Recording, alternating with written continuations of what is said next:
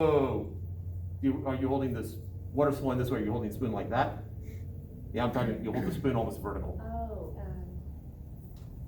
And the water does, and the spoon does get sucked into it. You can feel it. Just hold the spoon lightly and you can feel it getting pulled into the water. In question 39 in chapter 14, hold a spoon in a stream of water as shown and feel the effect of differences in pressure. It's actually not a pressure thing. That's an adhesion thing. That there's a bonding is the wrong word. There's an attraction between the water and the surface of the spoon. And so the water's being pulled towards the spoon, spoon's being pulled towards the water. You've got this attraction going on. It's called adhesion.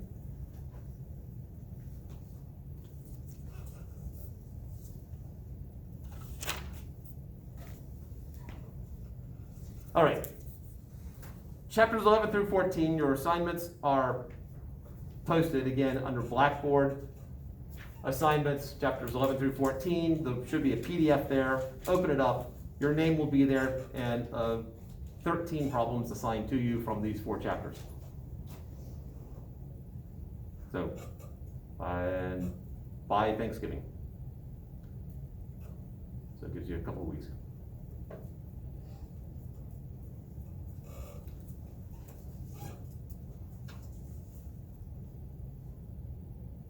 And I was going to start talking about thermodynamics.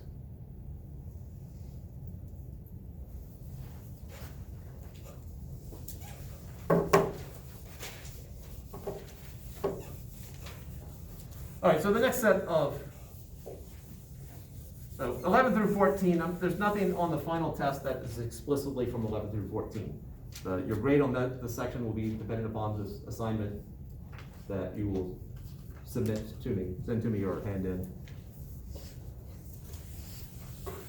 Chapter 15 is the first time we get material that could possibly be on the last test.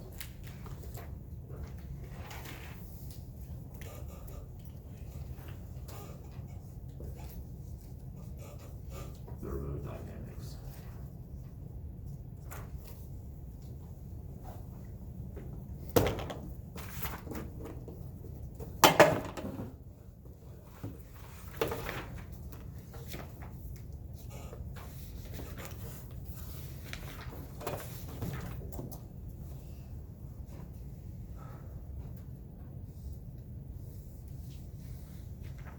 I have an object here.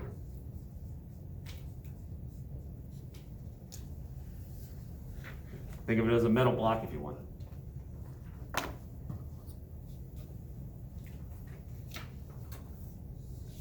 There's a certain amount of energy that flows in and a certain amount of energy that flows out. They're not necessarily equal.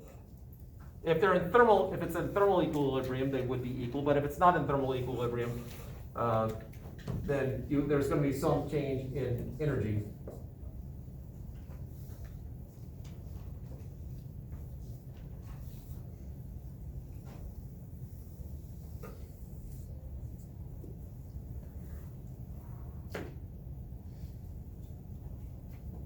So in essence, we have the energy in, actually let's do it this way. Energy out minus energy in is equal to the change in energy. Which basically, all change in anything is always the final minus initial.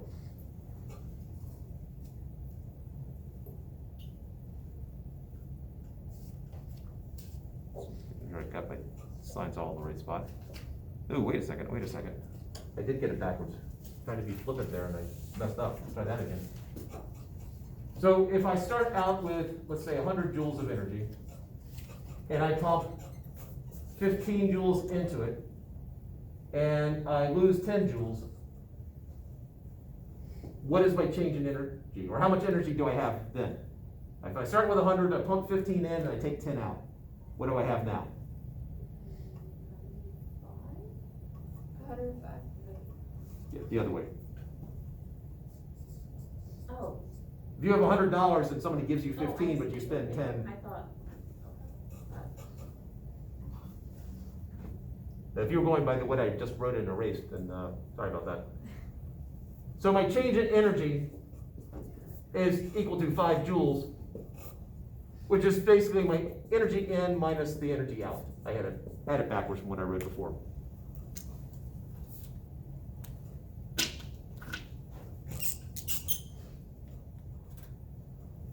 Now, energy in, of course, we can't just call it energy in. We got to call it something else.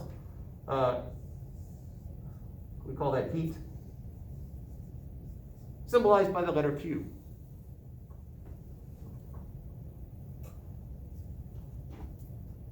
Energy out, well, how do you get rid of energy? How do you expend energy? Well, you expend energy by doing work.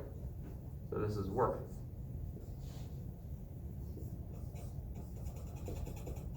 So the change in energy is equal to the heat minus the heat, which is energy transferred into something, minus the work done by the object. And so we can rewrite that as the heat is equal to the change in energy plus the work done. Now, all I've basically done is taken a look at energy. We start out with a certain amount, we gain some, we lose some, we write an equation, and then I just changed two of the letters. From someone who studied high energy physics, this is my feeling of what they do in thermodynamics. They take the stuff that you've been doing all along, or the ideas, basic concept of energy conservation, and they change the letters. But then they make it more complicated. Because there's two basic conventions. I'm not going to go into the great detail in the two basic conventions, but I can look at this two different ways. I can look at it from the object's point of view. I start with 100 joules, I add 15, I use 10, I now have 105. Or you can look at it from everything else's point of view, not the object, but everything around the object, which lost 15 joules, gained 10 more, and so it had a change in energy of -5. If this gained 5, then everything else lost 5. So the first chapter in thermodynamics textbooks is to tell you which one they're doing. Do they look at it from the point of the small object's point of view or from the environment's point of view? It's all conservation of energy.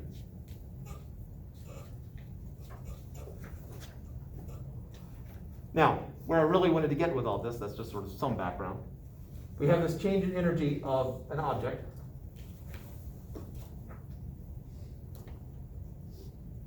Well, if I have a change, what are the two types of energy we're talking about here? What are the two types of energy? I have mv squared. Okay, which is, that's the formula for,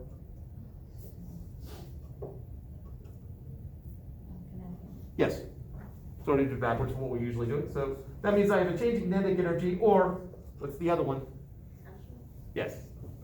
There's a change in potential energy. So one of those two things is going to happen.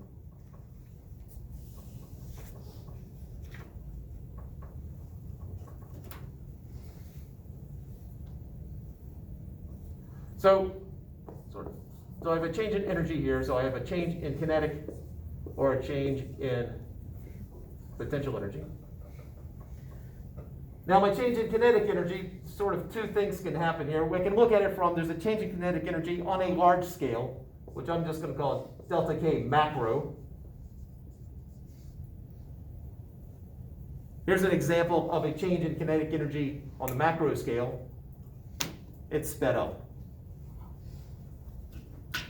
Thermodynamics generally doesn't deal with that, so I'll just sort of underline that as sort of a dead end in thermodynamics.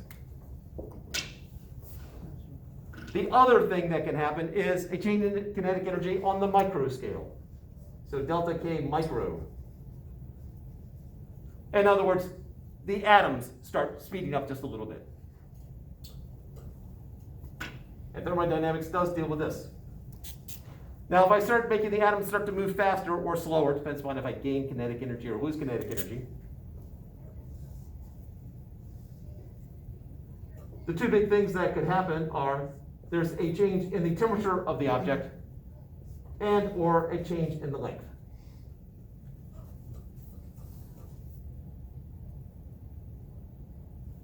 If I add kinetic energy into the particles, in other words, I make them get hotter, it does get a higher temperature, and it starts to expand for almost everything. There are some exceptions. If I have a change in potential energy, in thermodynamics, I have a change in the phase. So liquid to gas, gas to liquid, liquid to solid, solid to liquid, gas to liquid, or gas to solid, solid to gas.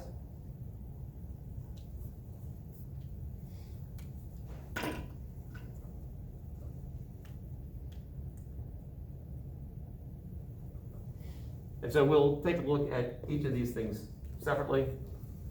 Side note here, this equation right here, this is known as the first law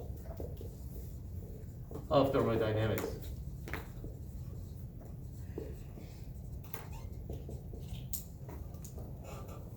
It's a fancy and far more complicated way of just expressing energy is conserved. We'll eventually talk about the second law of thermodynamics, which is the depressing one.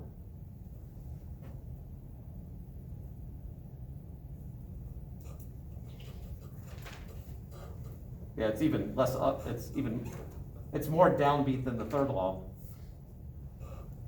And then there's also a zeroth law because they didn't want to renumber it once they realized, hey, wait a second, we have something more fundamental. The zeroth law of thermodynamics explains, what do thermometers really measure? It's not the temperature of the air. Same way that scales really don't measure weight, scales measure normal force. But given the time, Verizon says you have under a minute to go, so in the remaining 30 seconds, please do not rob a bank or do anything where you have an alibi for being here.